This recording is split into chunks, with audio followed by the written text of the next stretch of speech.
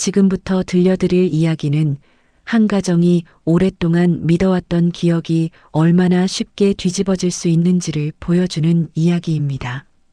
치매에 걸린 남편이 매일 같은 말을 반복하기 시작했을 때 아내는 그 말을 그저 병의 증상이라고 생각했습니다. 기억이 흐트러진 사람이 과거의 한순간에 갇혀 같은 문장을 되뇌는 것, 그것은 치매 환자에게서 흔히 나타나는 증상이었습니다. 하지만 그 말 하나가 수십 년 동안 숨겨졌던 진실의 시작이 될 줄은 아무도 예상하지 못했습니다.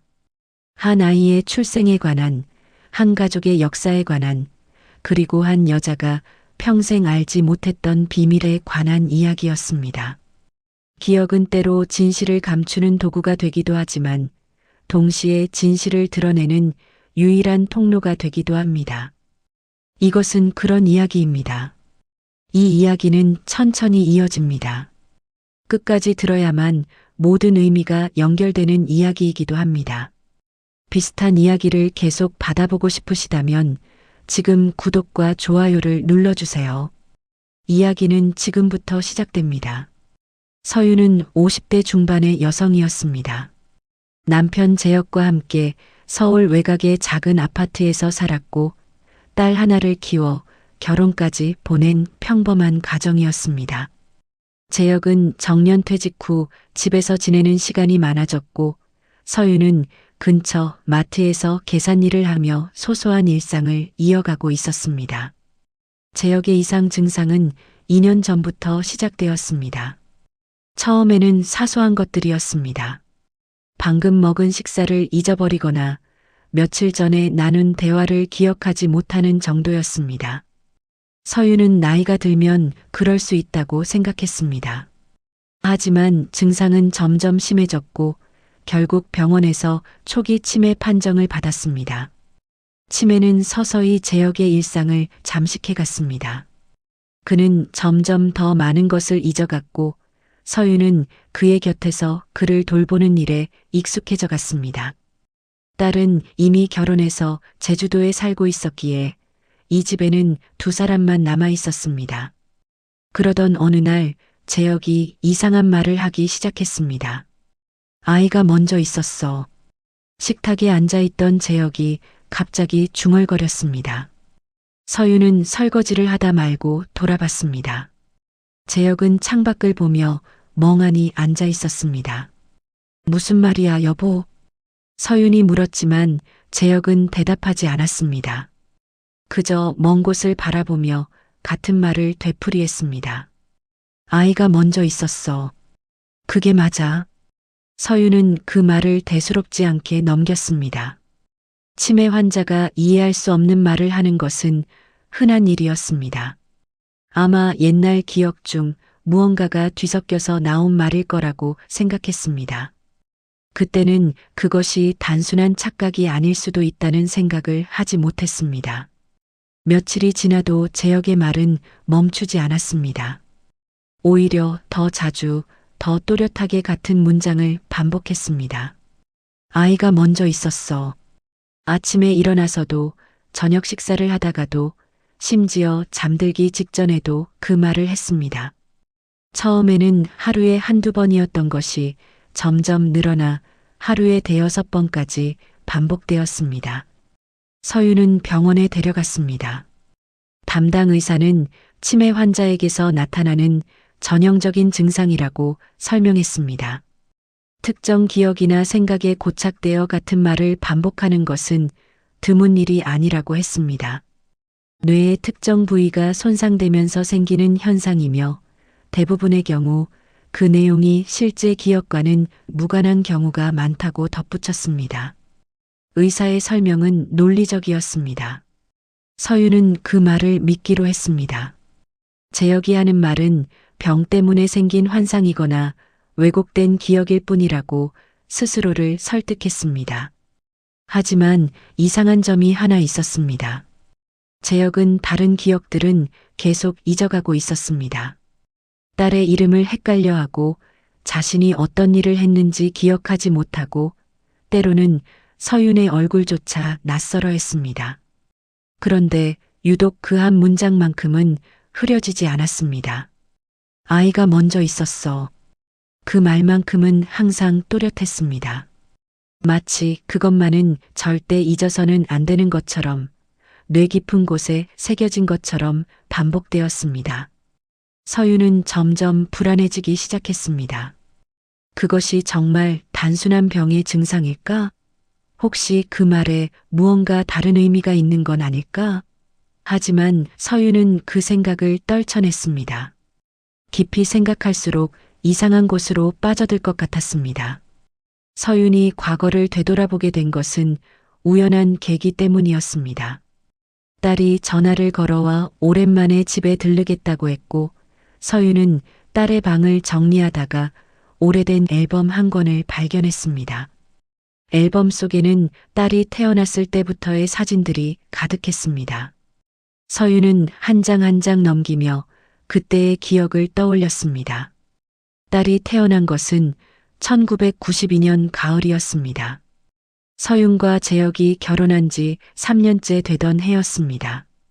그때를 생각하면 서윤의 기억은 조금 흐릿했습니다. 출산 전후로 몸 상태가 좋지 않아 병원에 오래 입원해 있었고 출산 과정도 순탄치 않았습니다. 그 시기의 기억은 파편처럼 흩어져 있었습니다. 고통스러웠던 순간들, 희미한 병실의 불빛, 간호사들의 목소리, 그리고 갓 태어난 딸을 처음 안았을 때의 감촉.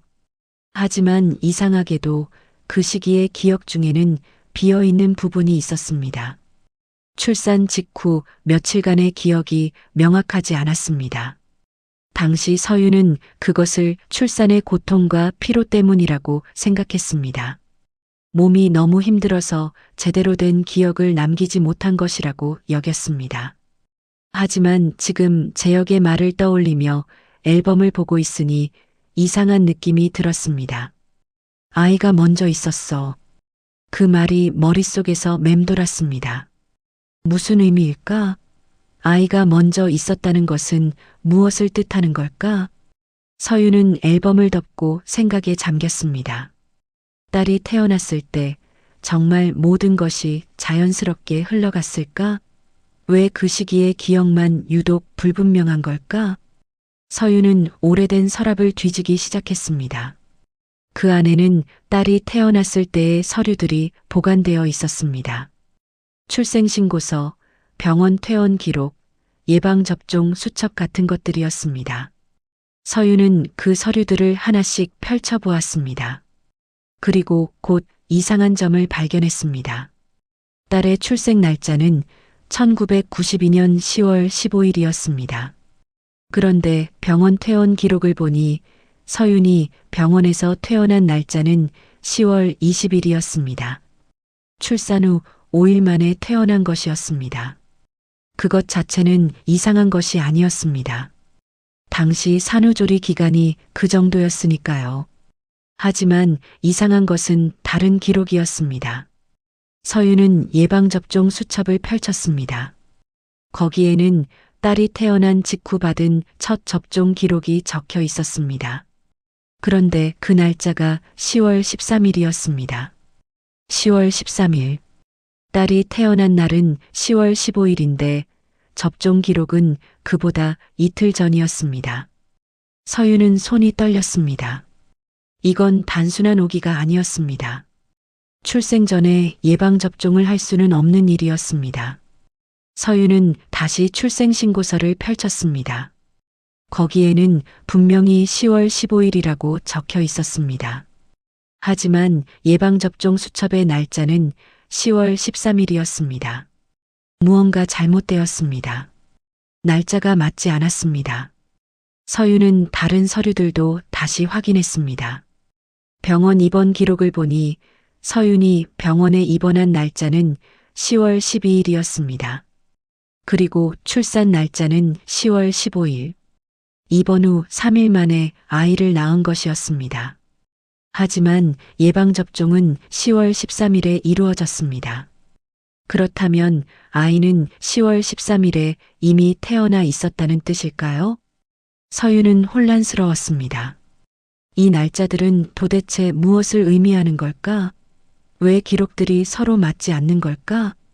서윤은 다시 재혁을 바라보았습니다. 재혁은 소파에 앉아 텔레비전을 보고 있었습니다. 아니, 정확히는 텔레비전을 보는 것처럼 보였지만 사실은 화면을 그저 멍하니 바라보고 있을 뿐이었습니다. 치매는 계속 진행되고 있었습니다. 재혁은 이제 서윤의 이름도 자주 잊어버렸습니다.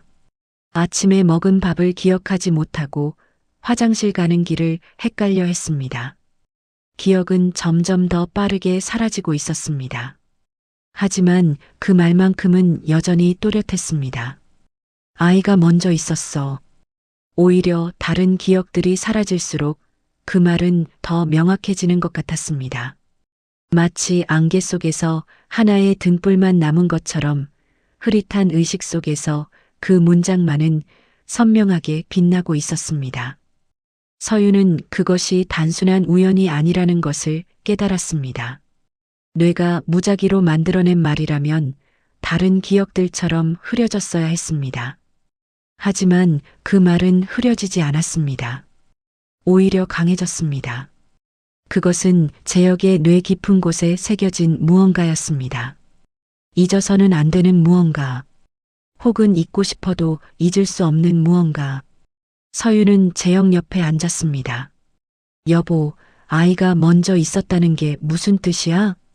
서윤이 조심스럽게 물었습니다. 재혁은 서윤을 바라보았습니다. 그의 눈빛은 흐릿했지만 그 순간만큼은 무언가를 전하려는 듯 보였습니다. 아이가 먼저 있었어.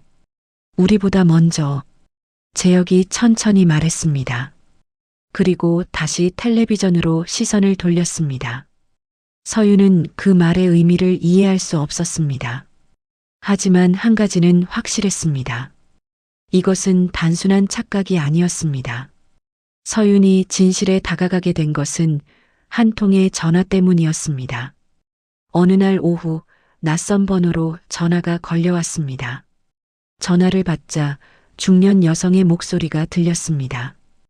혹시 김재혁 씨 댁 맞으신가요? 네, 맞는데요. 누구시죠? 저는 재혁 씨와 같은 회사에서 일했던 사람입니다. 오래전 일이긴 한데 최근에 재혁 씨가 편찮으시다는 소식을 들었어요. 여성은 이순자라고 자신을 소개했습니다. 재혁이 퇴직하기 전 같은 부서에서 일했던 동료였다고 했습니다. 서윤은 그 이름을 어렴풋이 기억했습니다. 재혁이 가끔 회사 이야기를 할 때 언급했던 이름이었습니다. 혹시 뵙고 인사를 드려도 될까요? 근처에 일이 있어서요.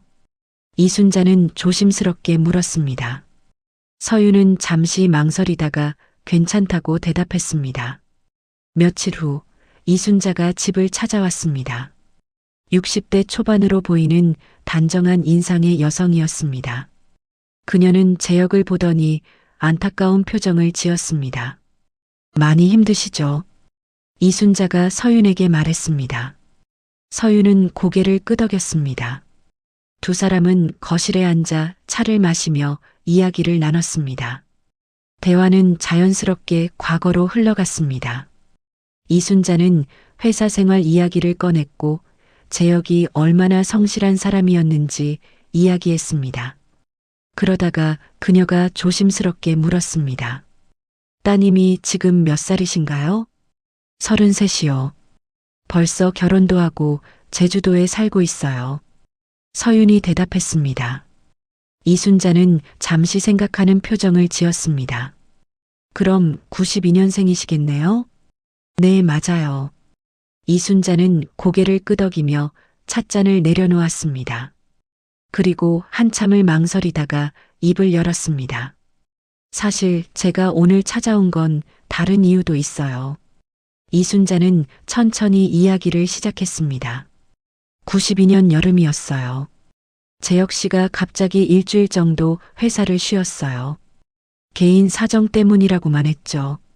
그때 회사 사람들 사이에서 소문이 돌았어요. 재혁 씨 부부가 아이를 입양한다는 소문이었어요. 서윤은 숨이 멎는 것 같았습니다. 그게 무슨 말씀이세요? 저도 그냥 소문인 줄 알았어요. 그런데 몇 달 후에 재혁 씨가 딸이 태어났다고 했을 때 날짜를 계산해 보니 이상했어요. 그 전해에 사모님이 임신하셨다는 이야기를 들은 적이 없었거든요. 회사에서는 다들 그런 얘기를 나누잖아요. 누구 부인이 임신했다. 출산 예정일이 언제다. 그런 이야기들요. 이순자는 조심스럽게 말을 이어갔습니다. 하지만 저는 그냥 제가 모르고 있었던 거라고 생각했어요. 그리고 그 일은 잊고 지냈죠. 그런데 오늘 사모님 말씀을 들으니 혹시 하는 마음에 이 이야기를 꺼내게 됐어요. 서유는 아무 말도 할 수 없었습니다. 머릿속이 복잡했습니다. 이순자의 말이 사실이라면, 그렇다면 모든 것이 설명되었습니다. 날짜가 맞지 않았던 서류들, 출생 전에 이루어진 예방접종, 서윤의 흐릿한 기억, 그리고 재혁이 반복하던 그 말. 아이가 먼저 있었어. 그것은 딸이 서윤과 재혁보다 먼저 존재했다는 의미였습니다. 딸은 서윤이 낳은 아이가 아니었습니다. 딸은 이미 태어나 있던 아이였고 서윤과 재혁은 그 아이를 입양한 것이었습니다. 서윤은 병원 기록을 다시 떠올렸습니다. 서윤이 병원에 입원했던 것은 출산 때문이 아니었습니다. 그것은 입양을 위장하기 위한 절차였습니다. 형식상 출산 기록을 만들기 위해 병원에 입원했고 이미 태어나 있던 아이를 데려온 것이었습니다. 예방접종이 출생신고일보다 앞선 이유도 그것이었습니다. 아이는 실제로는 더 일찍 태어났고 출생신고는 나중에 이루어진 것이었습니다. 서윤이 그 시기의 기억이 흐릿한 이유도 이제 이해가 되었습니다. 그것은 출산의 고통 때문이 아니었습니다. 서윤은 출산을 하지 않았습니다. 병원에 입원해 있으면서도 실제로는 출산을 겪지 않았고 그래서 그 시기의 기억이 명확하지 않았던 것입니다. 모든 퍼즐이 맞춰졌습니다. 서윤의 딸은 서윤이 낳은 아이가 아니었습니다. 이순자가 떠난 후 서윤은 한참을 그 자리에 앉아 있었습니다. 충격이었습니다. 하지만 동시에 이상한 감정이 밀려왔습니다. 그것은 배신감도 분노도 아니었습니다. 오히려 그것은 안도에 가까운 감정이었습니다. 서윤은 재혁을 바라보았습니다. 재혁은 여전히 소파에 앉아 있었습니다. 그는 서윤을 알아보지 못했지만 여전히 그 말을 중얼거리고 있었습니다. 아이가 먼저 있었어. 재혁은 그것을 잊지 않으려고 애쓰고 있었던 것입니다. 모든 기억이 사라져도 그것만은 기억하려고 했던 것입니다. 왜냐하면 그것이 딸에 대한 진실이었고 그 진실을 서윤에게 전해야 한다고 생각했기 때문이었습니다. 서윤은 천천히 과거를 되짚어 보았습니다. 왜 그들은 입양을 선택했을까? 왜 그 사실을 숨겼을까? 서윤은 조금씩 기억을 더듬었습니다. 결혼 초기 서윤과 재혁은 아이를 갖기 위해 노력했습니다. 하지만 시간이 지나도 아이가 생기지 않았습니다. 병원을 찾았고 검사를 받았고 그 결과 서윤이 임신하기 어려운 체질이라는 것을 알게 되었습니다. 그 사실은 서윤에게 큰 상처였습니다. 재혁은 서윤을 위로했고 괜찮다고 말했습니다. 하지만 서윤은 스스로를 용서할 수 없었습니다. 그리고 어느 날 재혁이 입양을 제안했습니다. 아이를 낳지 못한다면 입양을 하자고 했습니다. 서윤은 처음에는 망설였지만 결국 동의했습니다. 하지만 그들은 주변 사람들에게 그 사실을 숨기기로 했습니다. 당시 한국 사회에서 입양은 쉽게 받아들여지지 않았습니다. 특히 친정과 시댁에서 그 사실을 알면 어떤 반응을 보일지 알 수 없었습니다. 그래서 그들은 입양을 출산으로 위장하기로 했습니다. 병원에 입원하고 서류를 정리하고 마치 서윤이 아이를 낳은 것처럼 꾸몄습니다. 그리고 그 사실을 평생 비밀로 하기로 약속했습니다. 서윤은 그때의 결정이 옳았는지 지금도 확신할 수 없었습니다. 하지만 한 가지는 확실했습니다. 딸을 키우며 느꼈던 사랑은 진짜였습니다. 혈연이 없다고 해서 그 사랑이 거짓이 되는 것은 아니었습니다. 며칠 후 서윤은 재영 옆에 앉아 그의 손을 잡았습니다. 여보, 나 알아? 서윤이 물었습니다. 재혁은 서윤을 바라보았습니다. 그의 눈계속 오후 745빛은 여전히 흐릿했습니다. 아이가 먼저 있었어. 재혁이 중얼거렸습니다. 서윤은 고개를 끄덕였습니다. 알아. 이제 알았어. 서윤이 말했습니다. 그 순간 재혁의 표정이 조금 변한 것 같았습니다. 마치 무거운 짐을 내려놓은 것처럼 그의 얼굴에 평온함이 스쳐 지나갔습니다. 고마워. 재혁이 작게 말했습니다. 그것이 재혁이 서윤에게 한 마지막 또렷한 말이었습니다. 그 후로 재혁은 더 이상 그 문장을 반복하지 않았습니다. 마치 할 일을 다 마친 것처럼 그 말은 사라졌습니다. 대신 재혁은 점점 더 깊은 망각 속으로 빠져들었습니다. 서윤은 딸에게 전화를 걸었습니다. 그리고 조심스럽게 진실을 이야기했습니다. 딸은 처음에는 충격을 받았지만 곧 침착하게 받아들였습니다. 엄마, 그게 뭐가 중요해요? 엄마는 내 엄마고 아빠는 내 아빠예요. 딸이 말했습니다. 그 말을 듣는 순간 서윤은 울음을 참을 수 없었습니다. 재혁이 마지막으로 남긴 그 말은 이제 다른 의미로 들렸습니다. 그것은 고백이었고 사과였고 동시에 감사의 표현이었습니다. 재혁은 모든 것을 잊어가면서도 그 하나만은 잊지 않으려 했습니다. 왜냐하면 그것이 가족의 시작이었고 그들이 함께한 삶의 토대였기 때문입니다. 아이가 먼저 있었어. 그 말은 이제 서윤에게 비밀이 아니라 역사가 되었습니다. 한 가족이 어떻게 시작되었는지를 말해주는 문장이 되었습니다. 서윤은 오늘도 재혁 옆에 앉아 있습니다. 재혁은 이제 거의 모든 것을 잊어버렸습니다. 서윤의 얼굴도 딸의 이름도 자신이 누구인지도 기억하지 못합니다. 하지만 서윤은 재혁을 원망하지 않습니다. 오히려 감사합니다. 재혁은 마지막까지 진실을 전하려 했고 그 진실은 서윤에게 새로운 의미를 가져다 주었습니다. 가족이란 무엇일까요? 혈연으로 맺어진 관계일까요? 아니면 함께 살아온 시간이 만들어낸 유대일까요? 서윤은 이제 답을 알고 있습니다. 가족은 선택입니다. 서로를 받아들이고 함께 살아가기로 결심하는 것입니다.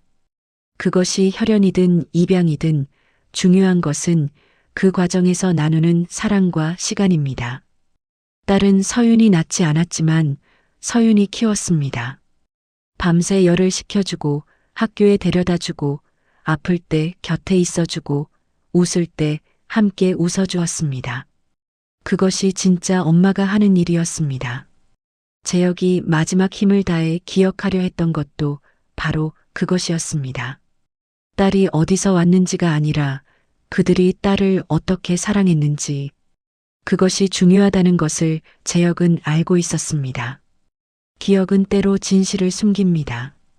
하지만 기억은 또한 가장 중요한 것을 지켜내기도 합니다.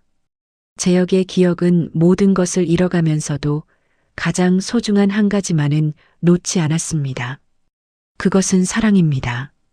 선택한 사랑, 지켜낸 사랑, 그리고 끝까지 잊지 않으려 했던 사랑입니다. 서윤은 창밖을 바라봅니다. 가을 햇살이 따스하게 방 안으로 들어옵니다. 재혁은 조용히 잠들어 있고 서윤은 그의 손을 잡고 있습니다. 이것이 그들의 이야기입니다. 비밀로 시작했지만 사랑으로 완성된 이야기입니다. 이야기는 여기서 끝이 납니다. 우리가 기억하는 것, 잊어버리는 것, 그리고 끝까지 지켜내는 것. 그 안에는 각자의 의미가 담겨 있습니다. 이런 이야기들을 계속 들려드리겠습니다. 삶 속에 숨어 있는 진실들, 그리고 그것이 남기는 여운에 대한 이야기들을요.